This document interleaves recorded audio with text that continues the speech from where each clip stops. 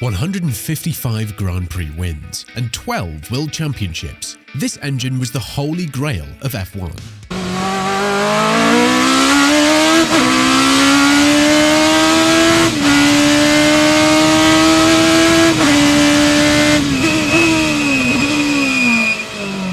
The world of Formula One has witnessed countless innovations and revolutions over the years, yet one engine stands out as the undisputed holy grail of the sport: the Cosworth DFV.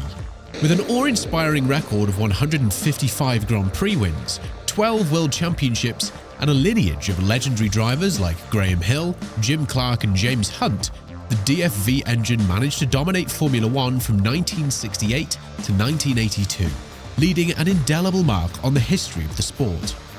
The journey of the Cosworth DFV engine began in the mid-1960s, when Formula One regulations underwent a significant transformation. In 1965, the regulations transitioned from 1.5-litre engines to 3-litre engines, with the new rules set to come into effect in 1966. This change meant that teams needed new power plants to remain competitive. At the time, the renowned Lotus team found themselves in need of a new engine to conform to the 3-litre regulations. But they faced a significant hurdle: lack of funds. Team principal Colin Chapman, known for his ingenuity, sought a solution by making a deal with British Racing Motors, or BRM, to use their H16 engine temporarily, while he continued the search for financial support. However, Chapman had a grander vision for Lotus. He believed that the key to success lay in partnering with Cosworth, a company with a reputation for producing exceptional racing engines. Chapman approached Walter Hayes, then head of public affairs at Ford of Britain, with a request for £100,000 to fund the development of a new engine. The deal that followed marked the birth of the iconic Cosworth DFV. The agreement between Chapman's Lotus and Cosworth stipulated the creation of a 3-litre Formula One V8 engine, along with a 4-cylinder Formula 2 motor. One unique condition set by Ford was that the engine should prominently bear the Ford logo. This partnership aimed to produce an engine that could revolutionise Formula One. The Cosworth DFV was an engineering marvel.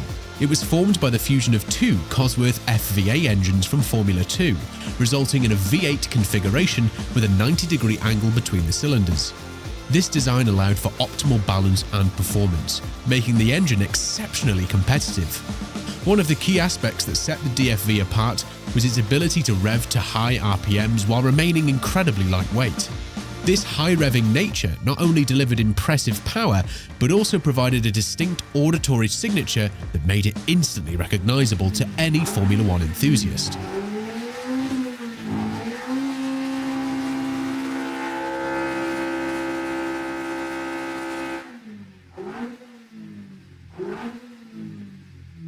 The creation of the DFV wasn't as simple as duplicating the FVA, which was originally based on a production block. Keith Duckworth, who had never developed an entire engine before, faced the challenge of designing the DFV from the ground up. Despite his lack of prior experience, his initial attempt yielded promising results. Every firing stroke, of which there's 92 per cylinder per second, is a force of about 7 tons on the piston. So the whole of the forces involved in an engine are colossal. The engine's unique design featured it serving as a stressed chassis member. Duckworth had to consider the rear suspension loads within its structure, requiring meticulous engineering of the crankcase, cylinder heads, and rocker covers to effectively transfer forces to the main monocoque. He opted for a 90-degree V angle, ensuring that the engine remained narrow enough not to protrude beyond the sides of the monocoque. The ground effect wing will only work if there is space between the rear wheels and the engine block, allowing the air from under the car to diffuse into the wake.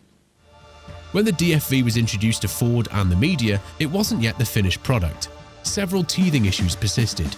The engine made its debut in competition at Zandvoort in 1967, with Graham Hill securing pole position in the Lotus 49. However, during the race, a known issue already acknowledged by Cosworth surfaced. 2 teeth on the camdrive gears sheared, causing the engine to seize. In the end, it was Jim Clark who emerged victorious, but the engine's reliability issues plagued its first season. Clark managed to secure 3 wins, but ultimately finished 3rd in the championship, revealing the challenges that the Cosworth DFV had to overcome in its early days. Cosworth had to bide its time until 1968 to fully unleash the potential of the DFV engine. By then, Ford had made a significant decision, declaring that Lotus no longer held exclusive rights to the engine. Out of the 12 World Championship rounds that season, Ford Cosworth-powered entries emerged victorious in all but one. The spoils were shared among teams like Lotus, McLaren and Matra, with only Jackie Ickx managing to salve some measure of honour for Ferrari by winning the French Grand Prix. It wouldn't be until 1975 that a non-DFV-powered car would claim another championship title. Only the advent of turbocharged power units in the early 1980s could finally put an end to the DFV's reign of dominance. The remarkable success of this design extended well beyond the realms of Formula One.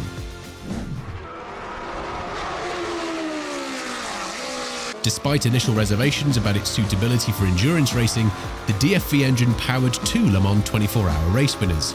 In a smaller capacity turbocharged DFX form, it also notched an impressive 10 victories at the iconic Indy 500. The legacy of the Cosworth DFV engine stands unparalleled.